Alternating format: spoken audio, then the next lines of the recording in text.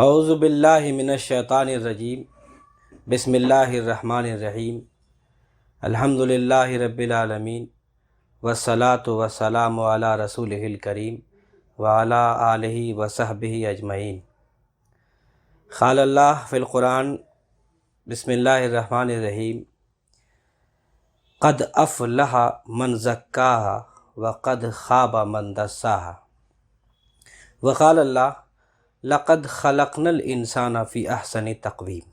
وقال اللہ سخر لکم ما فی السماوات والارض۔ وقال اللہ لقد کرمنا بنی آدم۔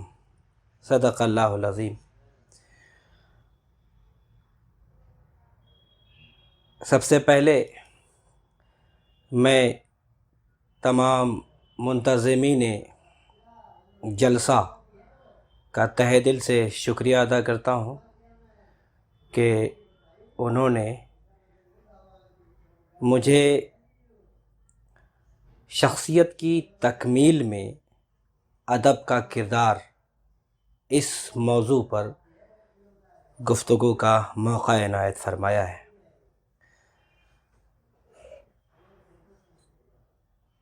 یہ موضوع بہت اہم ہے، اس کو دو حصوں میں ہم تقسیم کر سکتے ہیں۔ ایک حصہ تو سب سے پہلا سوال قائم ہوتا ہے کہ شخصیت کیا ہے، اور دوسرا بڑا سوال قائم ہوتا ہے کہ شخصیت کے ارتقاء میں، اس کی تعمیر و تشکیل میں، اور کہنا چاہیے کہ اس کی تکمیل میں ادب کا کیا کردار ہے، لٹریچر کا کیا کردار ہے۔ میں نے کچھ آیات آپ کے سامنے بھی پیش کی ہیں۔ ایک چھوٹی سی آیت، لقد خلقنا الانسان فی احسن تقویم۔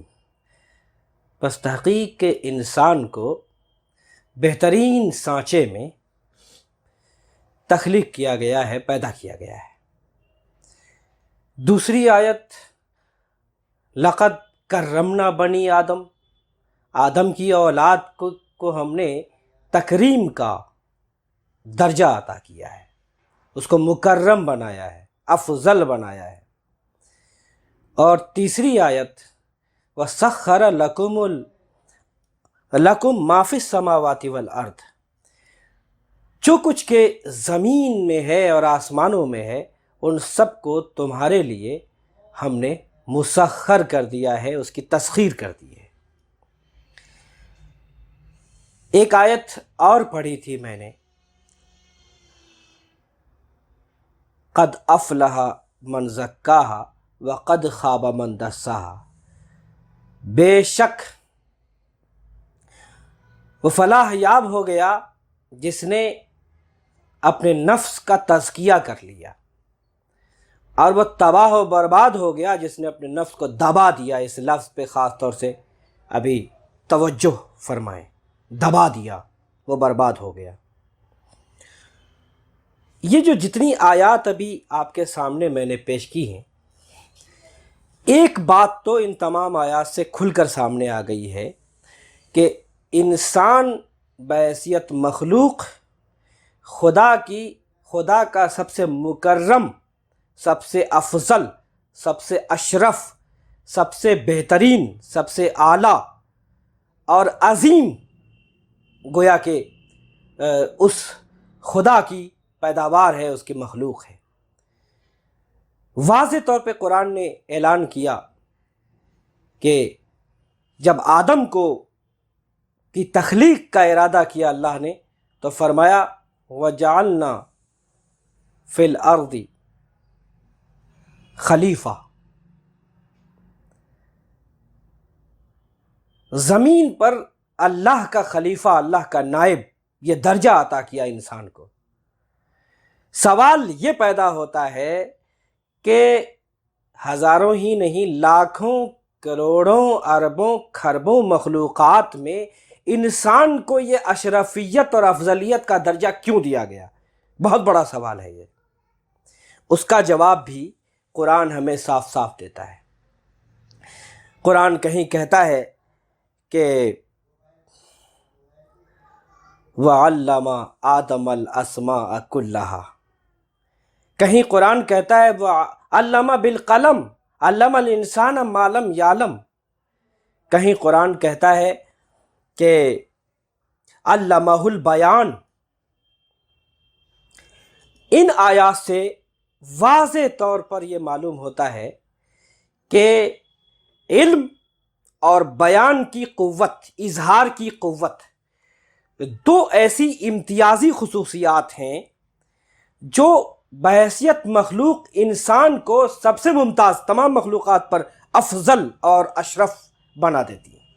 یہ دو خصوصیات خاص طور سے جس کا ذکر قرآن نے بار بار کئی مقامات پر کیا ہے۔ میں نے ابھی ایک آیت پڑھی تھی، قد افلح من زکاہا وقد خاب من دساہا۔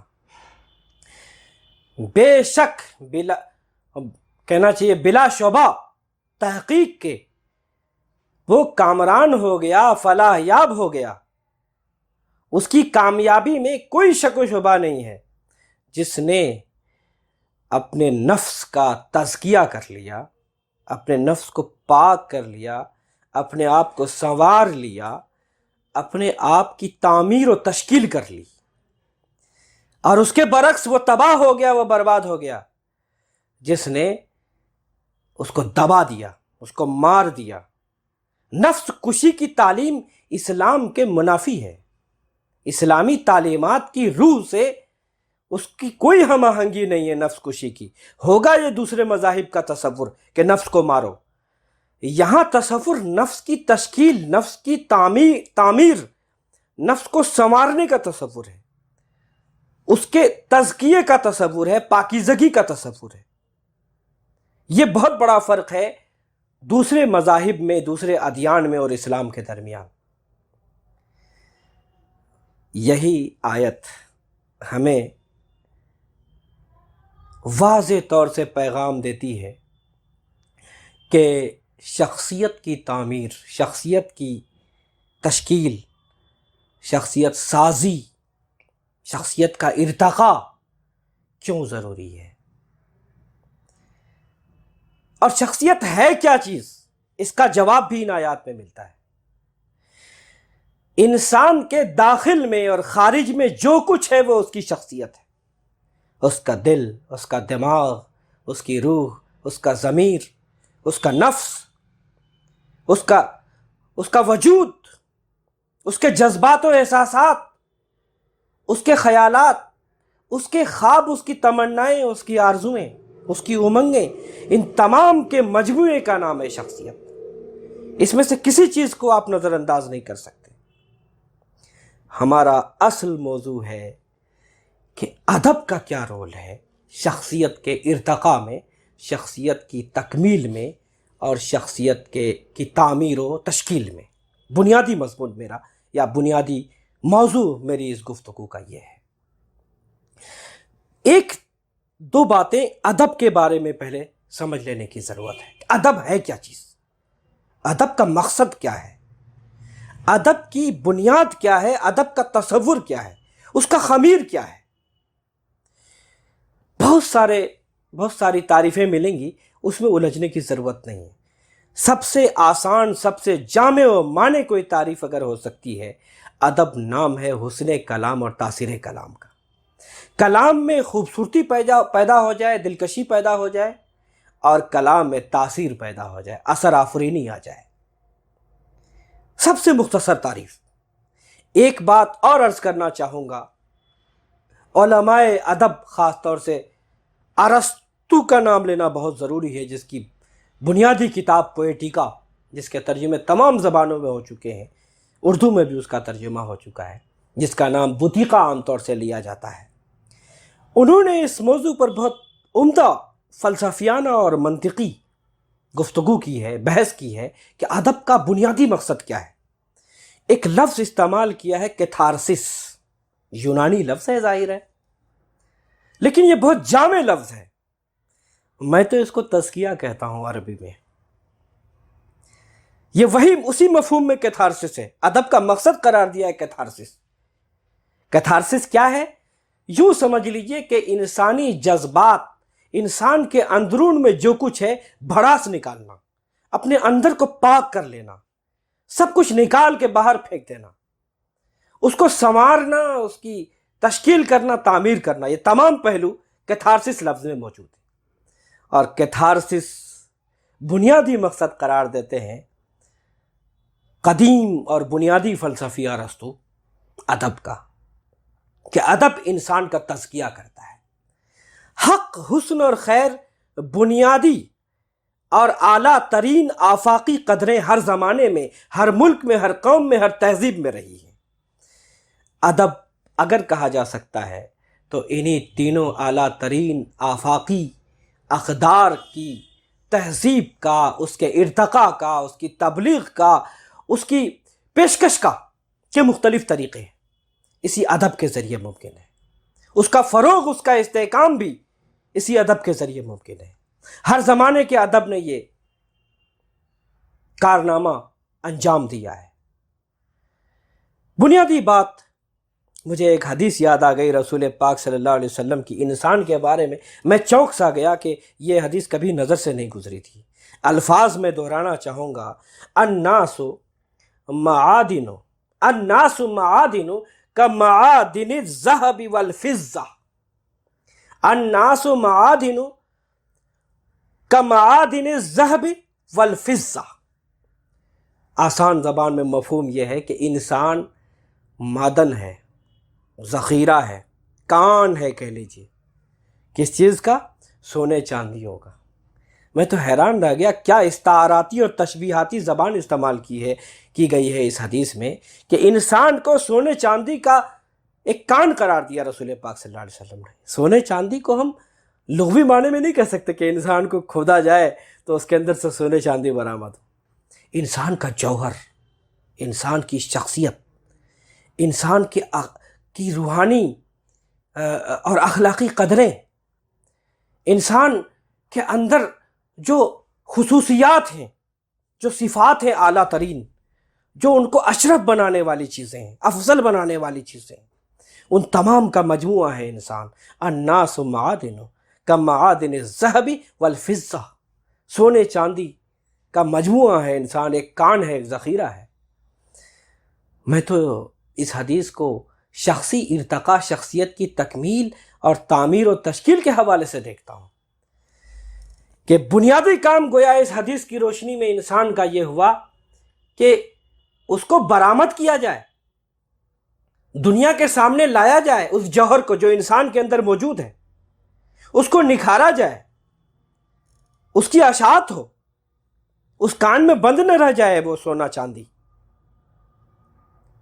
تو اگر آپ اس کو تزکیہ، کیتھارسس اور گویا کہ کان سے اگر آپ جوڑ کے دیکھیں تو بہت سارے نتائج برآمد ہوتے ہیں۔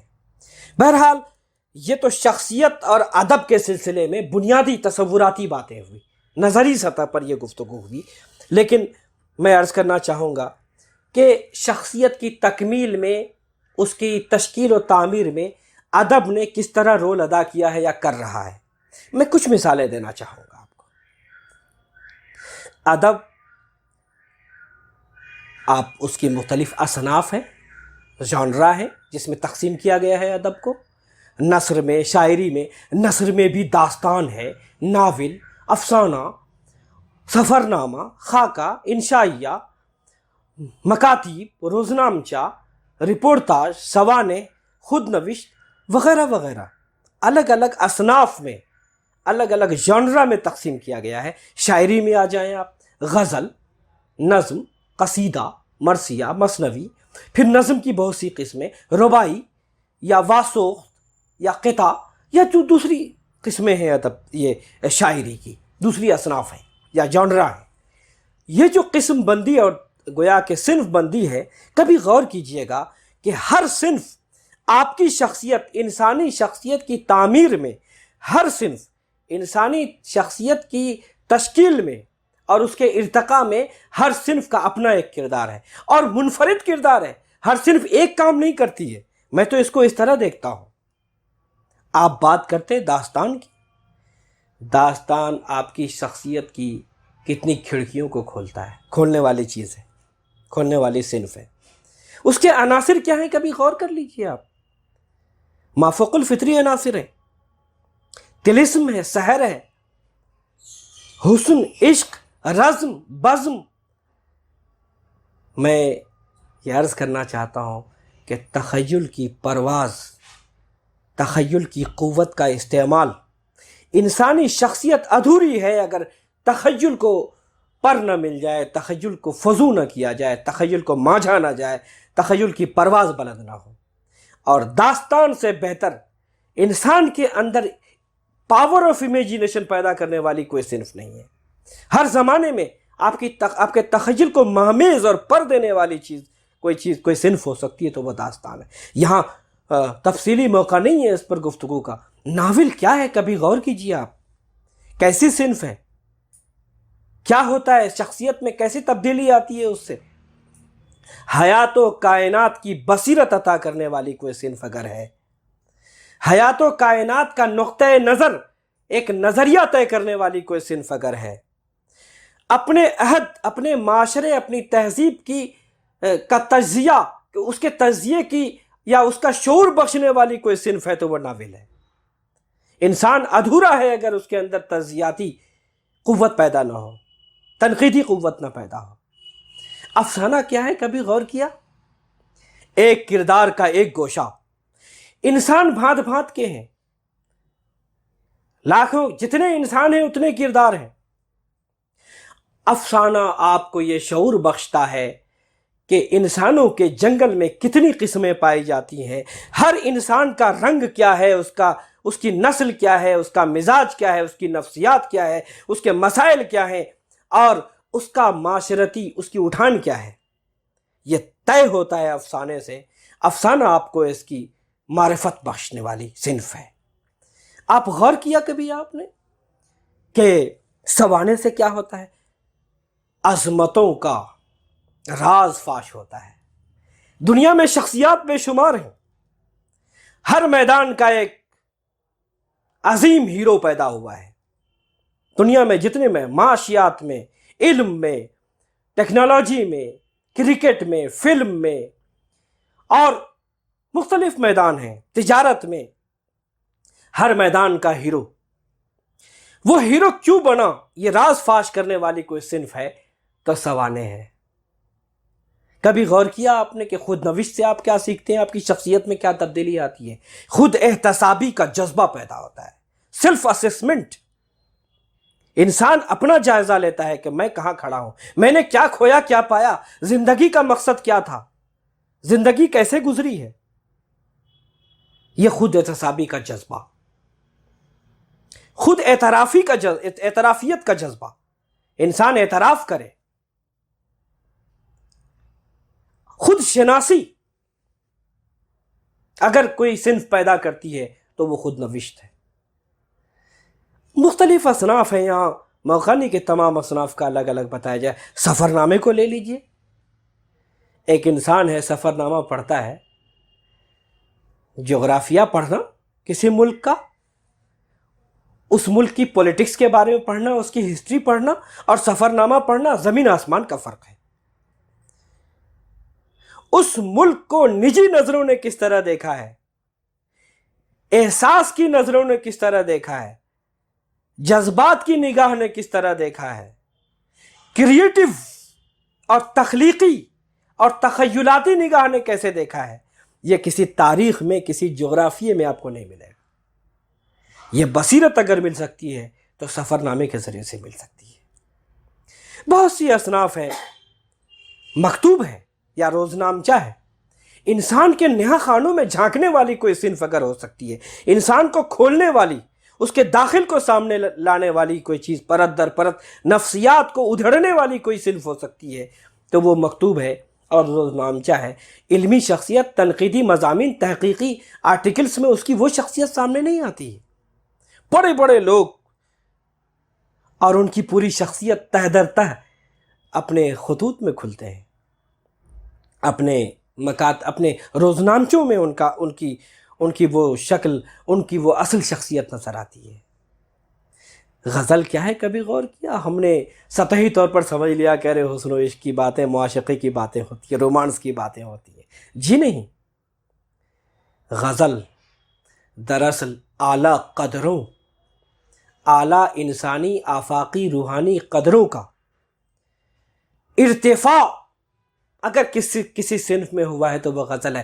عاشق کا کردار کیسا مستحکم کردار ہے، کیسا قربانی پیشہ ایثار پیشہ کردار ہے، وہ کیسے کیسے ظلم و ستم برداشت کر سکتا ہے، اس کے اندر اخلاقی قوتیں کتنی ہوتی ہیں۔ یہ بصیرت، یہ عزم، یہ امنگ پیدا کرنے والی کوئی صنف اگر ہو سکتی ہے تو وہ غزل ہے۔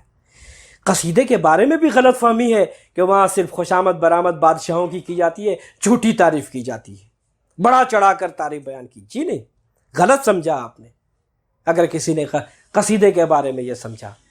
قصیدہ انسان کو یہ سکھاتا ہے، انسانی شخصیت میں حلول کر کے یہ انجذاب کرتا ہے، یہ داخل میں اس کی شخصیت میں تبدیلی لانے کا کام کرتا ہے کہ مثالی شخصیت کا تصور کیا ہے۔ سامنے ایک بادشاہ ہے، وہ صرف علامت ہے، وہ صرف ایک کردار ہے، لیکن تصور میں ہمارا آئیڈیل کیسا بادشاہ ہے، کیسا ایک مکمل انسان ہے، یہ اگر کوئی ہمارے سامنے تصور پیش کرتا ہے تو وہ قصیدہ ہے۔ ایک مکمل مستحکم آئیڈیل شخصیت کے اندر قصیدہ کیا دیکھتا ہے کہ اس کو وجیح و شکیل اور مستحکم کردار کا مالک ہونا چاہیے، اس کے اندر عدل کی صفت ہونی چاہیے، اس کو عادل ہونا چاہیے، اس کے اندر شجاعت کی صفت ہونی چاہیے، جری ہو، بہادر ہو، دلیر ہو، بزدل نہ ہو، مردانہ خصوصیات کا حامل ہو وہ۔ اسی طرح سخاوت اور فیاضی ہو، کشادہ دلی اور دریا دلی ہو، اس کے اندر بخل نہ ہو، کنجوسی نہ ہو۔ یہ خصوصیات اپنے ممدوح میں دیکھنے کا ملکہ پیدا کرتا ہے، اور آپ کی شخصیت میں ایک تحریک پیدا کرنے والی صنف ہے یہ قصیدہ۔ آپ بھی کہیں نہ کہیں تصور کرتے ہیں کہ کاش یہ صفات مجھ میں پیدا ہو جاتی۔ یہی مقصد ہے قصیدے کا۔ کس کس صنف کی بات کی جائے؟ مرثیہ، شبلی نعمانی نے بہت عمدہ بات کہی ہے کہ اعلیٰ اور عمدہ ترین اخلاقی نظم اگر کوئی ہو سکتی ہے تو وہ مرثیہ ہے۔ تقریباً یہی بات خواجہ الطاف حسین حالی نے بھی مرثیے کے بارے میں کہی ہے۔ اس کے کرداروں کی عظمتیں دیکھیے آپ۔ سیدنا حسین عظیم کردار ہیں، سیدنا قاسم، سیدنا عباس، سیدنا اکبر اور اصغر بہت چھوٹے معصوم شیرخوار، اور اسی طرح اہل بیت کی عفت مآب خواتین، حضرت زینب، حضرت سکینہ، ان سب کا کردار جس طرح ہمارے سامنے آتا ہے، ان سب کی سیرت جس طرح سامنے آتی ہے، وہ ہماری شخصیت کی تعمیر و تشکیل میں ایک اہم کردار ادا کرنے والی خصوصیات ہیں۔ ربائی ہی کو لے لیجئے، کیا حکمت آگینی ہے، کیا معزت آفرینی ہے، کتنی اعلیٰ ترین نصیحتیں کس شیریں، کس اثر آفرین زبان میں پیش کی گئی۔ میر انیس کی وہ ربائی میں خاص طور سے سنانا چاہتا ہوں۔ رتبہ جسے دنیا میں خدا دیتا ہے، رتبہ جسے دنیا میں خدا دیتا ہے، وہ دل میں فروتنی کو جا دیتا ہے، کرتے ہیں تہی مغز ثنا آپ اپنی، جو ظرف کے خالی ہو صدا دیتا ہے۔ ظاہر ہے ہم نے بار بار سنا کہ جو اندر سے خالی ہوتا ہے وہ بہت زیادہ ٹھن ٹھن اس سے آواز آتی ہے، بھرا ہوا گھڑا جو اس سے آواز نہیں آتی اس گھڑے سے۔ تو یہ مثال ہم نے بہت سنی ہے، لیکن کس تمثیلیت کے ساتھ میر انیس ہمیں نصیحت کر رہے ہیں کہ انسان اعلیٰ ظرف کا وہی ہے جس کے اندر فروتنی ہو، اور جس کے اندر ظاہر انکسار ہو، عاجزی ہو، اور اعلیٰ صفات ہوں۔ بہت سی مثالیں دی جا سکتی ہیں، یہاں وقت نہیں ہے اس کا۔ میں خاص طور سے میر تقی میر کا قطع بند 2 شعر سنانا چاہتا ہوں۔ پہلے یہ بات ذہن میں رکھیے کہ شخصیت کی تعمیر میں، شخصیت کی تشکیل میں اس وقت تک کوئی چیز اثر نہیں ڈال سکتی جب تک اس کے اندر دلکشی اور اثر آفرینی نہ ہو۔ اور میں نے پہلے بھی عرض کیا تھا کہ ادب ایک ایسی چیز ہے جس کے اندر یہ دونوں صفات بدرجہ اتم موجود ہیں. اس کے اندر دلکشی بھی ہے، حسن بھی ہے، اور اس کے اندر اثر بھی ہے. مثال کے طور پر ایک وائز ہے، نرا وائز خطیب یا ناصح، وہ کوئی بات سیدھے سیدھے کہے گا، کھرے کھرے، اس میں ذرا بھی جاذبیت، ذرا بھی دلکشی، ذرا بھی اثر آفرینی نہیں ہوگی، بلکہ سننے والے کو ہو سکتا ہے غصہ آ جائے، رد عمل ہو اس پر. وہ سیدھے کہے گا مغرور ہو گئے ہو تم، گھمنڈ دور کرو، بات تم اکڑنے لگے ہو. اس طرح کی زبان اختیار کرے گا. لیکن یہی بات جب ایک شاعر اپنے شاعرانہ اسلوب کے ساتھ کہتا ہے، ذرا ملاحظہ کیجئے میر تقی میر کا یہ قطع بند 2 اشعار جو ہیں. کل پاؤں ایک کاسے سر پر جو آ گیا، کل پاؤں ایک کاسے سر پر جو آ گیا، یک سر وہ استخوان شکستوں سے چور تھا، کہنے لگا کہ دیکھ کے چل رہا بے خبر، میں بھی کبھو کسو کا سرے پر غرور تھا. اب آپ ملاحظہ کیجیے اس کی اثر آفرینی اور دلکشی کو. بات وہی کہی گئی ہے کہ غرور نہیں کرنا چاہیے، گھمنڈ نہیں کرنا چاہیے، لیکن کس سلیقے، کس خوبصورتی اور کس مؤثر اسلوب میں کہی گئی ہے. اصل چیز یہ ہے، یہی ادب کی قوت ہے جو شخصیت کے اندر گھر کر جائے، جذب ہو جائے. کیا کہا میر نے؟ اپنی کہانی سنا رہے وہ کہ کل میں جا رہا تھا، راستے سے گزر رہا تھا، میرا پاؤں ایک سر کی کٹوری پہ، کھوپڑی پہ، کاسے سر پہ آ گیا. کل پاؤں ایک کاسے سر پر جو آ گیا. کیا ہوا اس کے بعد؟ سوال پیدا ہوتا ہے. اب وہ کہانی سنا رہے ہیں میر صاحب، آپ کو نصیحت نہیں کر رہے، کہانی سنا رہے ہیں کہ جب میرا پاؤں انسان کی کھوپڑی پہ آ گیا تو وہ ہڈی کا ڈھانچہ چکنا چور ہو گیا، اکثر وہ استخوان شکستوں سے چور تھا. اب آپ لرز جائیں گے، آپ کے اندر ایک عجیب کیفیت پیدا ہو جائے گی کہ یا خدا یہ کیا ہو گیا، ایک انسان کا سر میرے پاؤں کے نیچے آ کے کچل گیا. اب آپ کانپ اٹھیں گے، لرزہ بر اندام ہو جائیں گے. پھر کیا صورتحال ہوتی ہے؟ میر صاحب کہتے ہیں، کہنے لگا. کون کہہ رہا ہے؟ اس کھوپڑی سے آواز آ رہی ہے. ذرا اثر آفرینی دیکھیے، تمثیلیت دیکھیے، پرسونیفیکیشن دیکھیے. اس کو کہتے ہیں مشخص کر دینا بے جان چیزوں کو، جسم عطا کر دینا. کھوپڑی سے آواز آ رہی ہے، کہنے لگا کہ دیکھ کے چل رہا بے خبر، تم بہت غافل ہو گئے ہو، بہت بے خبر ہو گئے ہو، تمہیں غرور بودھ ہو گیا ہے، راستہ دیکھ کے نہیں چلتے ہو. میں بھی کبھو کسو کا سرے پر غرور تھا. آج جو تمہارے پاؤں کے نیچے آ کے میں کچل گیا، چکنا چور ہو گیا، تمہاری طرح جب میں بھی زندہ تھا تو اکڑ کے چلتا تھا اور کسی انسان کا پرغرور سر تھا. میرا آج یہ حال ہے. اب تصور کیجئے کہ اس لہجے سے، اس اسلوب میں، اس تمثیلیت اور اس کہانویت کے بعد، اس ڈرامائی انداز کے بعد کیسی اثر آفرینی آ جائے گی، انسان کس طرح اس سے اثر قبول کرے گا. بہرحال ادب کا رول میں نے ابھی عرض کیا، بہت سے پہلو ہیں انسان کی شخصیت کو فروغ دینے میں کون سے پہلو، یہاں بہت سی باتیں ہو سکتی ہیں. انسان کے اندر امید پیدا کرنے والی کوئی چیز ہو سکتی ہے تو وہ شاعری ہے، وہ ادب ہے. حوصلہ بخشنے والی کوئی چیز، شوق اور ولولہ برپا کرنے والا کوئی اگر عنصر ہو سکتا ہے. کون سے شعر سناؤ، میں نے بہت سے شعر ذہن میں تھے میرے.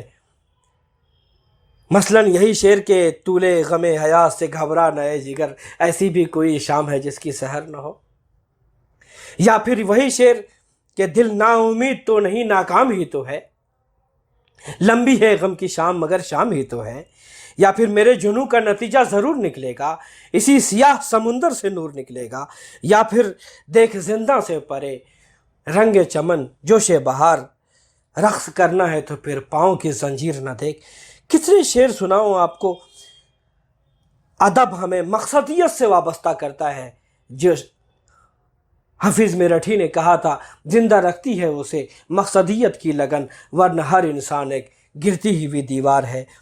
ادب ہمارے اندر ظاہر ہے کہ ایک وقت کا احساس پیدا کرتا ہے. ٹائم مینجمنٹ جس کو آج ہم کہتے ہیں، شخصی ارتقاء، شخصیت کی تکمیل ممکن نہیں ہے جب تک وقت کا احساس پیدا نہ ہو، احساس زیاں پیدا نہ ہو۔ رو مہ رخش عمر کہاں دیکھیے تھمیں، نئے ہاتھ باغ پر ہے نہ پا ہے رکاب میں، یا پھر صبح ہوتی ہے شام ہوتی ہے، عمر یوں ہی تمام ہوتی ہے۔ اس طرح کے بہت سے شعر۔ بہرحال انسان کے اندر خوش خلقی کا مادہ پیدا کرنے والا، خوش مزاجی اور اعلیٰ اخلاق پیدا کرنے والی کوئی چیز ہو سکتی ہے تو وہ شاعری ہے۔ بنو گے خوش روے اقلیم تم، شیریں زباں ہو کر جہاں گیری کرے گی تمہاری یہ ادا نور جہاں ہو کر، یا اس طرح کے بہت سے شعر۔ خدمت کا جذبہ پیدا کرنا انسان کے اندر، یہ شاعری اور ادب کے ذریعے پیدا ہو سکتا ہے۔ انسانیت کے لیے اپنی شخصیت کو، اپنی شخصی صلاحیتوں کو گویا کہ جھونک دینا، سونپ دینا۔ کرو مہربانی تم اہل زمیں پر، خدا مہرباں ہوگا عرش بری پر، خنجر چلے کسی پہ تڑپتے ہیں ہم امیر، سارے جہاں کا درد ہمارے جگر میں ہے، اپنا تو کام ہے کہ جلاتے چلو چراغ، رستے میں چاہے دوست یا دشمن کا گھر ملے۔ یہ جذبہ ہمارے اندر شاعری پیدا یا ادب پیدا کرتا ہے۔ ہمارے اندر تحمل اور رواداری کا جذبہ، آج دنیا سے نفرت ہی نفرت ہے، محبت ختم ہو گئی ہے، رواداری کا، اور یا کہنا چاہیے کہ دنیا عدم برداشت کا ایک اماجگاہ ہو کے رہ گئی ہے۔ 7 صندوقوں میں بھر کر دفن کر دو نفرتیں، 7 صندوقوں میں بھر کر دفن کر دو نفرتیں، آج انسان کو محبت کی ضرورت ہے بہت۔ اس طرح کے بہت سے شعر، بہت سے ادب پارے ہمیں ملیں گے۔ انسان کے اندر جب تک خود شناسی پیدا نہیں ہوگی، شخصیت کی تکمیل ممکن نہیں ہے، اور فلاح یابی اور کامرانی ممکن نہیں ہے۔ اقبال کے ان 2 اشعار کے ساتھ میں اپنی گفتگو ختم کروں گا۔ ڈھونڈنے والا ستاروں کی گزرگاہوں کا، ڈھونڈنے والا ستاروں کی گزرگاہوں کا، اپنے افکار کی دنیا میں سفر کر نہ سکا۔ ڈھونڈنے والا ستاروں کی گزرگاہوں کا، اپنے افکار کی دنیا میں سفر کر نہ سکا۔ جس نے سورج کی شعاعوں کو گرفتار کیا، زندگی کی شب تاریک سحر کر نہ سکا۔ بہرحال انسان کی شخصیت کے ارتقاء میں، اس کی تکمیل میں، اس کی تعمیر و تشکیل میں شعر و ادب کا بہت اہم کردار ہے۔ میں حضرت عمر کے اس قول کے ساتھ اپنی گفتگو مکمل کرتا ہوں، ختم کرتا ہوں۔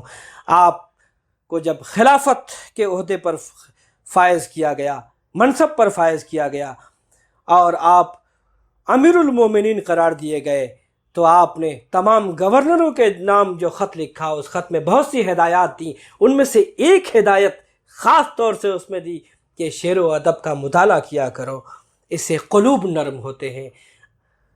ہمیں شعر و ادب کے اس تعمیری کردار کو سمجھنے اور اس کے ذریعے سے شخصیت کے ارتقاء اور اس کی تکمیل میں اس کو وسیلہ بنانے کی توفیق بخشے۔